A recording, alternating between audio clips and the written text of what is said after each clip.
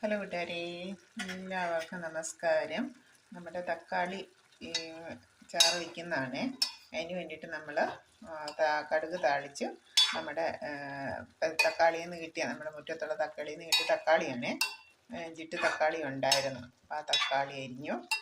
ആ തക്കാളി നാലായിട്ട് കീറിയെടുത്തു. ഒരു വലിയൊരു സവോള എടുത്തു.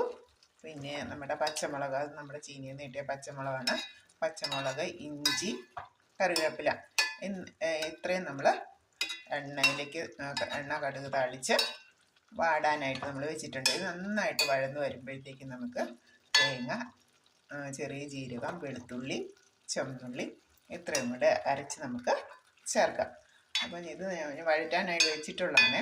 അപ്പം ഇത് വഴന്ന് വരുമ്പോഴത്തേക്കും ഞാൻ തേങ്ങ അരച്ചുകൊണ്ട് വരാം. അപ്പം എന്നിട്ട് ചാറാക്കിയിട്ട് ഇടാം. ഇതിപ്പോൾ നമ്മുടെ തക്കാളിയിൽ നിന്ന് തന്നെ ഉണ്ടായ തക്കാളി ആയതുകൊണ്ട് നല്ല ടേസ്റ്റാണ് ഇങ്ങനത്തെ കറിക്ക്. നമ്മൾ മാർക്കറ്റിൽ നിന്ന് വാങ്ങുന്ന തക്കാളിയേക്കാൾ നല്ല ടേസ്റ്റ് ഉണ്ട്. നല്ല പുളിയും ഉപ്പും ഇഞ്ചിയുടെ എരിവും പച്ചമുളകിൻ്റെ എരിവും ഉപ്പും പിന്നെ നമ്മുടെ അരപ്പും എല്ലാം കൂടെ ചേരുമ്പോൾ വളരെ സൂപ്പർ ടേസ്റ്റി ആയിട്ടുള്ളൊരു കറിയാണ്. നമുക്ക് ദോശയ്ക്ക് കൂടെ കൂട്ടാം, ചപ്പാത്തിക്ക് കൂട്ടാം, പൂരിക്ക് കൂട്ടാം, ചോറിന് കൂട്ടാം. അങ്ങനെ വളരെ ടേസ്റ്റിയാണ്. പിന്നെ നമ്മുടെ വീട്ടിലുണ്ടാകുന്ന തക്കാളി പച്ചയ്ക്കും തിന്നാം, നമുക്ക് മുതിർന്നവർക്കും കുട്ടികൾക്കും ഒക്കെ. അപ്പം എല്ലാവരും ചെറിയൊരു അടുക്കളത്തോട്ടം വീട്ടിൽ പിടിപ്പിക്കണം. ഓക്കെ, താങ്ക് യു കൂട്ടുകാരി, താങ്ക് യു. ഞാൻ അരച്ചിട്ടിട്ട് കാണിക്കാം. ഓക്കെ.